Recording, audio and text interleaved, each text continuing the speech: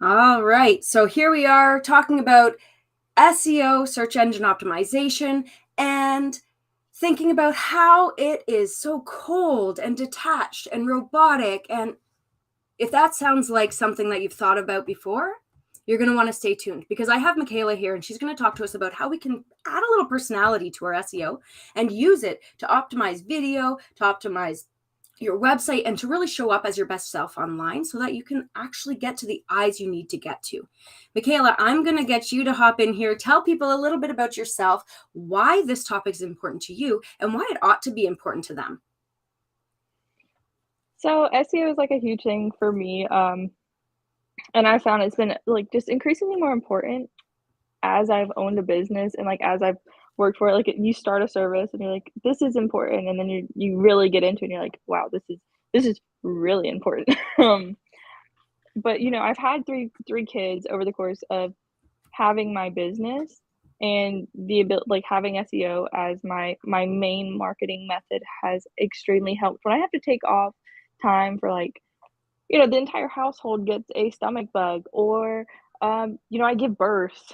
I give It gives me birth. those it gives me those times that I don't have to worry about, oh my god, do I still have traffic coming in? Do I still have people seeing my content? What am I gonna do when I can't post on Instagram for 2 weeks or 3 weeks? Like, am I gonna lose that traction that I've had, but then I have SEO, and it's just keeping it going. It just Oh my keeps it goodness. up with. And so it's so important for those moments. I, Um, I can't even, honestly, Michaela, I've spoken to, I'm a copywriter at heart. That's where I started.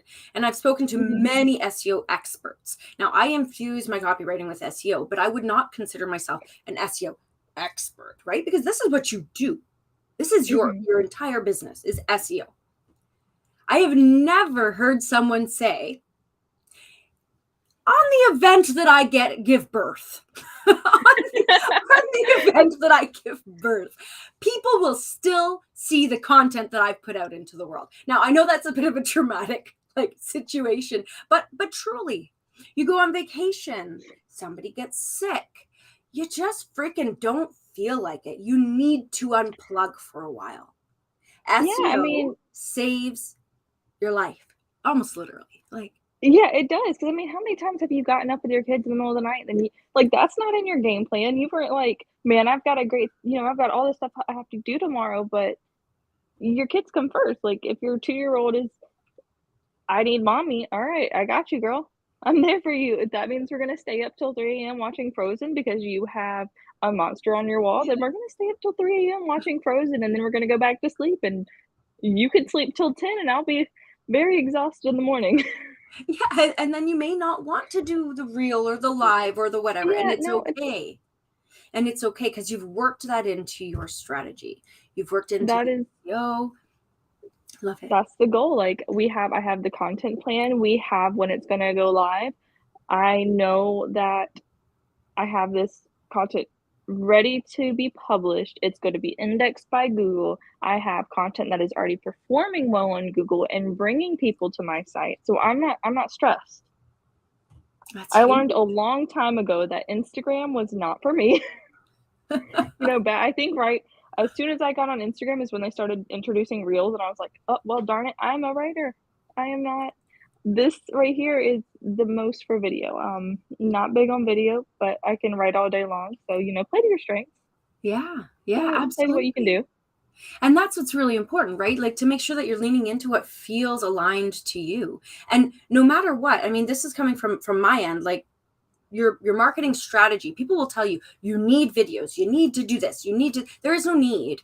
You What you ought to do is play to your strengths and Mhm. optimize what's working for you and for your clients so that you can find that sweet spot where you're consistently showing up and generating leads. Really important. And one of those ways, one of the strands to the braid that is showing up for your Mhm. business is SEO. Because that way, if there happens to be a time when you do need to step back, your SEO is working for you already.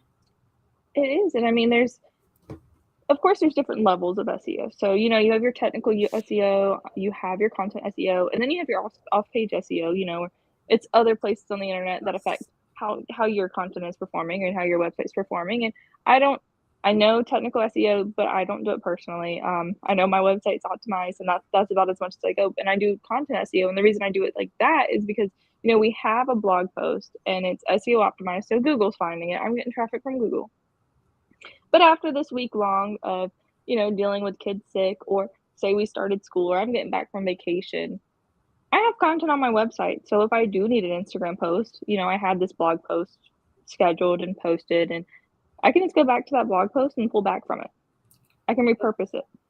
Repurposing is so important. And if you're repurposing from an already optimized source, then you don't need to think through it again. You don't need to pick it apart and rehash it. But like I said at the beginning, there's a huge stigma against search engine optimization. And I've actually written about this in the past. A few years ago, I was writing about how, you think SEO and you really think, okay, so I'm writing for a robot, because search engine optimization, you're optimizing your piece of content so that a search engine can find it. But there's so much more to it. And there's so much richness that can be added to it so that it doesn't feel cold. Can you tell me a little bit more about that, about adding personality into it? So yeah, what's crazy is I was thinking about this the other day. I think about it every day, but at the base of it all, it's very simple, but it's so complicated. You think like when you think SEO, you're thinking all these jargon words, or like, what the heck is this? What the heck is that? How can I even write like that? Like, who am I trying to please? You're trying, like, I need to put this keyword here. I need to put this keyword there. But it boils down to quality content.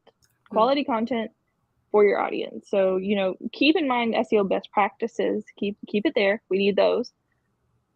But put your personality on it, because it's not going to help you if you're ranking, for your keyword and it's number one on Google, but it's showing up to the wrong people, because search is catered to us. Ultimately, you bring in traffic from Google, but everybody's search results are going to differ just a little bit. And because it's Google's, bringing stuff that's most relevant to you based on your history, based on what you're searching. It even gives you search suggestions. So you want to make sure that you're showing up to the right people, not just the right keyword, but the right people. And that's where the personality comes in. I'm not writing for 50-year-old males, even though I'm with SEO, and that's a huge thing. Like, agencies for SEO, that's huge, and that is not the people I'm writing for. So I have to keep that in mind when I'm writing my blog post, and that means every now and then I'll be like, yeah, mama, this is what you need to do, and that's fine. Or like, in my personal opinion, this sucks. Yeah, absolutely. And I think that's really important. So I'm hearing two different things.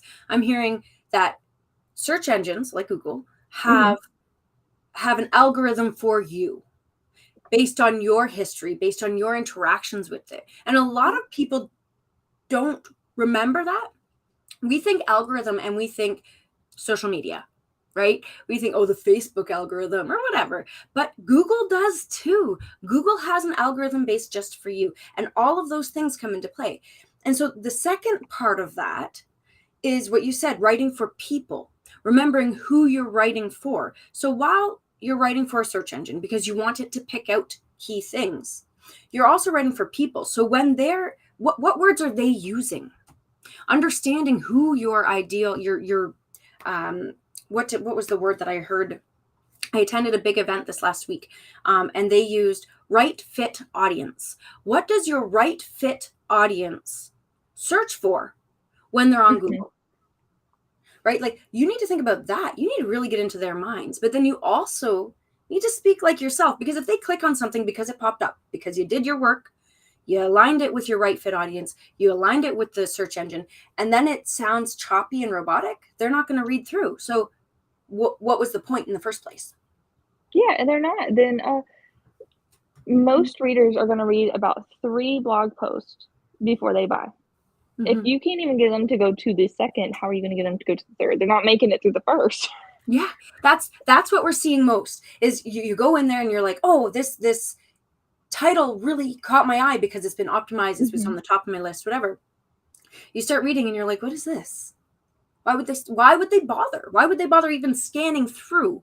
Their bounce rate is what, 3 seconds, something like that. They go in there like, oh no, that doesn't work. They're off.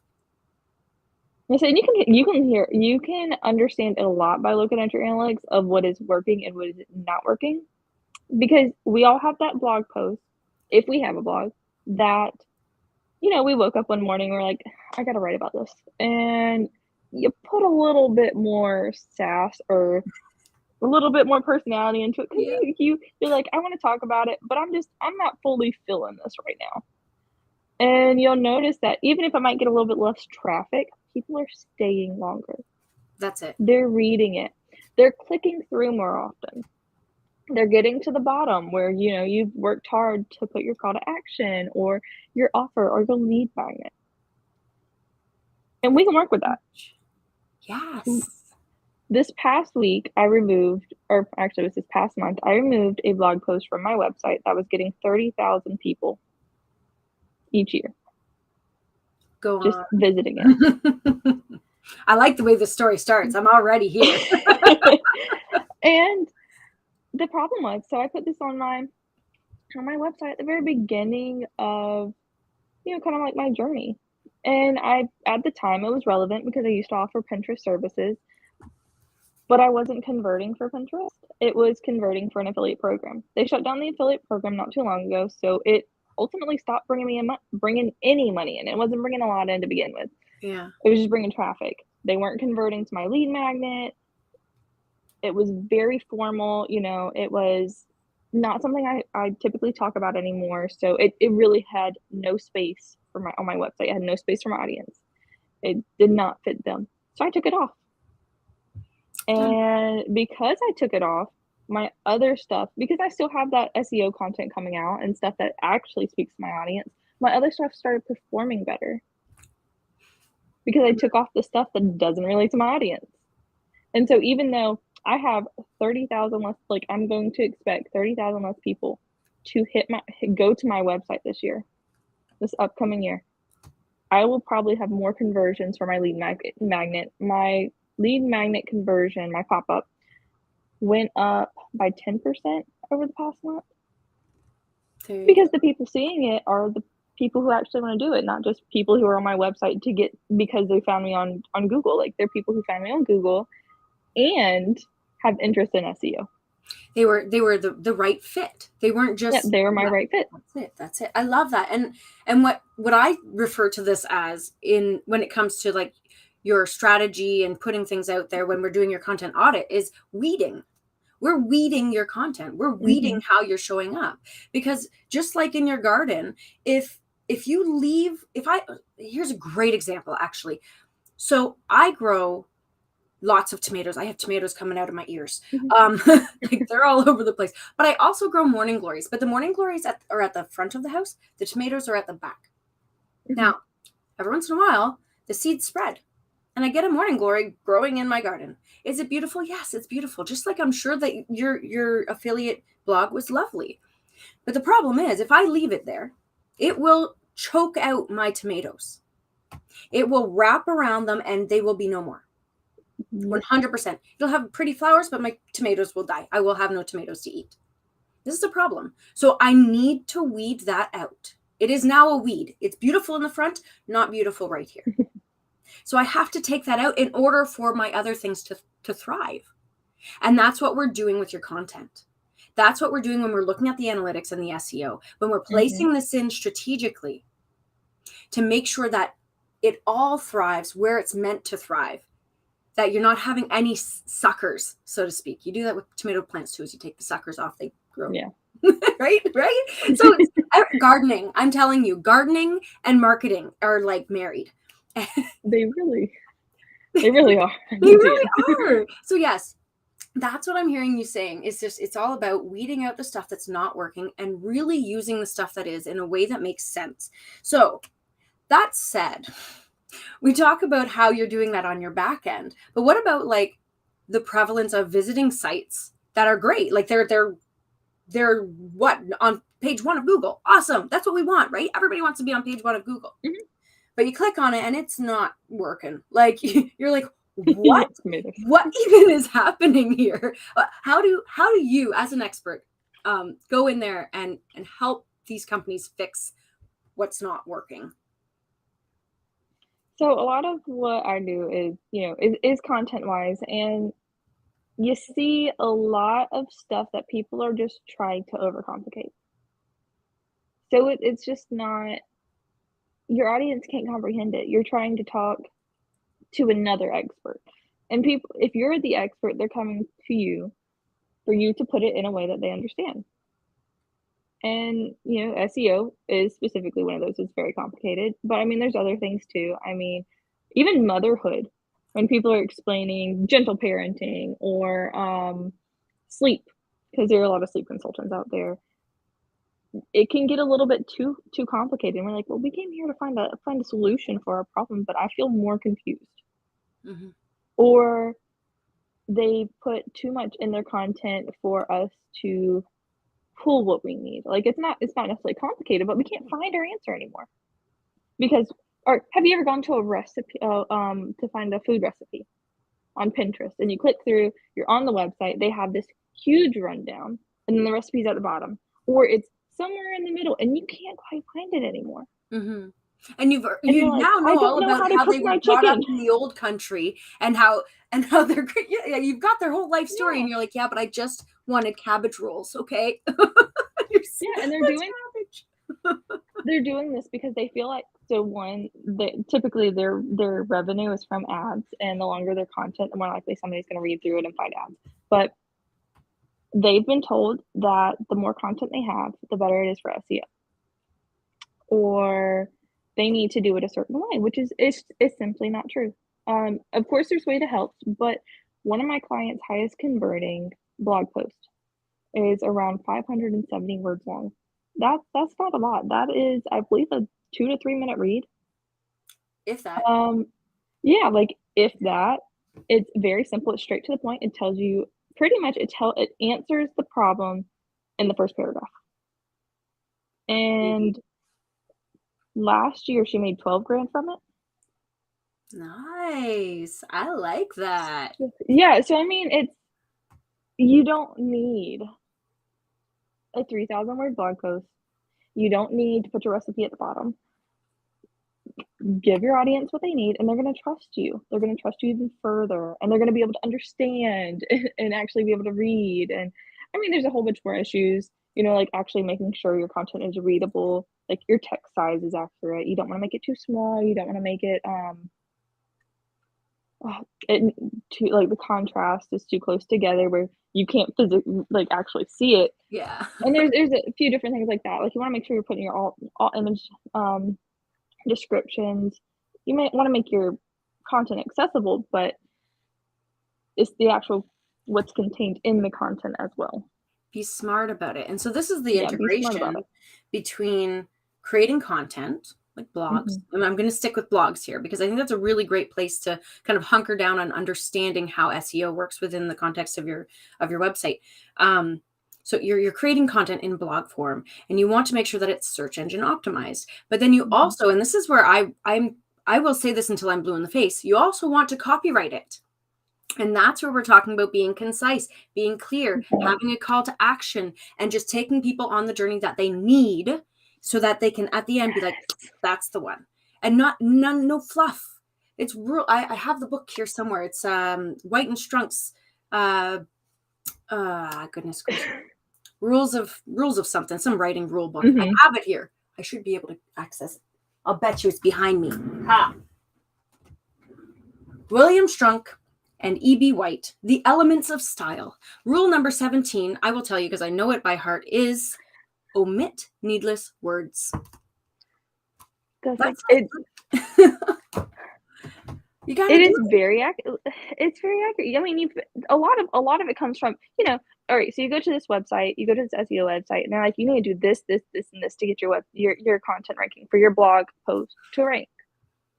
Honestly, they should be telling you, don't do this, Right? because they're telling you the best practices, which they've seen perform well, which is a good bet. It's a good bet, but we have to look at the different resources that we have available and that they have available. Mm-hmm. Yes. you're likely getting information from a huge place. Like you're getting it from Moz, SEMrush, or just a huge marketing website. They have a lot more and a lot different. Their resources are going to look very different than us. We don't have the benefit of spending 6 hours because a 3,000 word blog post for it to be done properly is going to take you a long time.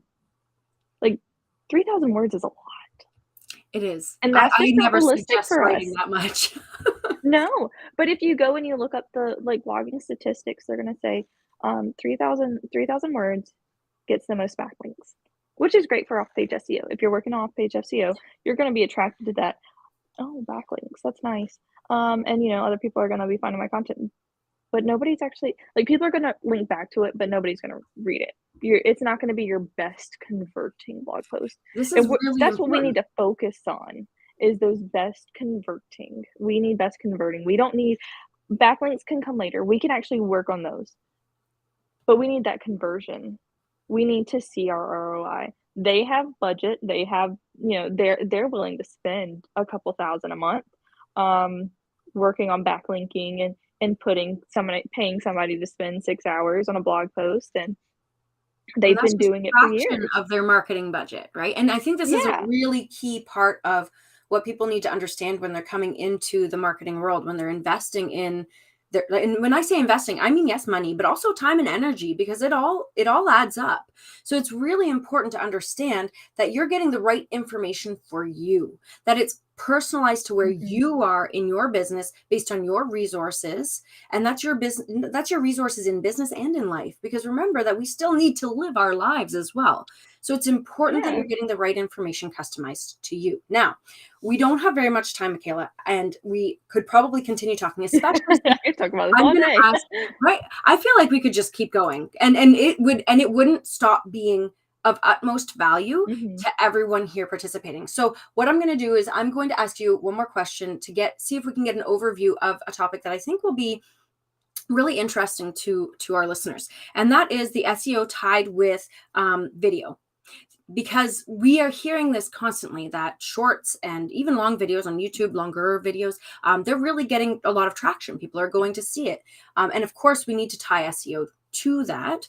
Mhm. I've even heard, and done the research for, but I like to hear it from you as well, is having a video attached to your blog that is associated is really beneficial. Can you tell me a little bit about that before we close off today? So it can definitely be helpful, but there is There's an I don't wanna asterisk. say there's like a not a correlation, it's a correlation, but not a Correlation, not causation. yes, correlation, not causation. I There love has that been a sentence. I use correlation. that on my day to day, by the way. I am the geek who uses that sentence all the time with my husband, who's a science nerd. I'm a psych nerd. So Mhm. I will say, okay, so this happened and then this happened. Now, correlation, not causation, but, and that's how we start a conversation. Just Yeah, letting so what we everybody can know I'm that geek. so what we can actually see from this is not that Google is looking at it and being like, "Oh, she's got a video. Let's rank this higher." It's more of the people who are your content is ranking, and, your Google, just like anywhere else, test it. You're gonna push a little bit higher, see who's gonna go onto it, and see what they're doing on it. Hmm. Because they can read what they want, but they wanna see what users see. They wanna see how they're gonna behave. So if people are going on it and bouncing off, they don't wanna push it anymore. It's not doing what they need it to do. But if you have a YouTube video and it's really good and it's placed just right, even if it's 30 seconds or 30 minutes in your blog post and it's embedded, so, they're not going off of your website to listen or to watch, and they sit on your website for 20 minutes, for an extra minute, that bounce rate just that Mhm. they're staying on their website your longer. Right. And so your rankings are gonna go higher. It's just like if you Absolutely. space out your content better and for readability, like, they're gonna scroll further on your page. So You're think, getting that user action. ooh, that's tricky Mhm. business. Ooh, that's sneaky. That's why there's a correlation, but not a causation, because it's not necessarily that you put a YouTube video on there. It's that they stayed longer. Yeah. That's and that cool. they're still interacting on your website. I like that answer. Thank you, Michaela, so much for that answer, 'cause that's the people-centered. So, for anybody interested, like, you definitely want to dive in with Michaela because this is the people-centered part of SEO. This is where you're taking SEO, which is very analytic, very much like data driven, make sure that you're adding up Mhm. algorithm, all that jazz. That everybody cringes, like even myself, like I do marketing and I still go, ugh, yes, I know. But there's a people element that is a really important part to acknowledge and incorporate into all of the strategy that you do around your content and your SEO. So now, Michaela, I'm going to ask you to give your last 2 cents, your cherry on top, and then of course tell people where they can connect with you because that's a really important part. So I guess I'll close it by, saying don't cave in to all the jargon you see online. Um, do your best, follow the best practices, but make sure you put yourself in there. Otherwise, it's not worth it. It's just not worth it. But you can, find me on Instagram at comamama.co. I'm sure that'll be in the link as well. And then if you wanna reach out to me directly, and just have a chat, you can find me at thecomamamaco.com/discovery call. That will also be in the show notes. But it was great to talk to you today. I had so Yes. much fun. Oh my goodness, I can't even tell you. We could keep going because there's so much tied in to how you're marketing your business, how you're marketing yourself while you're marketing your business, Mhm. and the data and analytics that are used to support that, to push that forward. And I think what we're going to have to do is we're going to have another conversation and a few collaborations moving forward that exemplify the how to, the what should we Mhm. look for. I think that will be really interesting, and that way people can come and join us over on LinkedIn, Instagram, and Facebook, and they can dive in because you're going to see more of this sort of thing coming from Michaela and myself. How am I going to do this? Sure, this all sounds great, but how? Join us. We're going to be creating a lot more around this. Follow us, subscribe, all the fun stuff. And with that, I'm going to ask everybody to have a great rest of the day. Thank you again, Michaela, for joining me.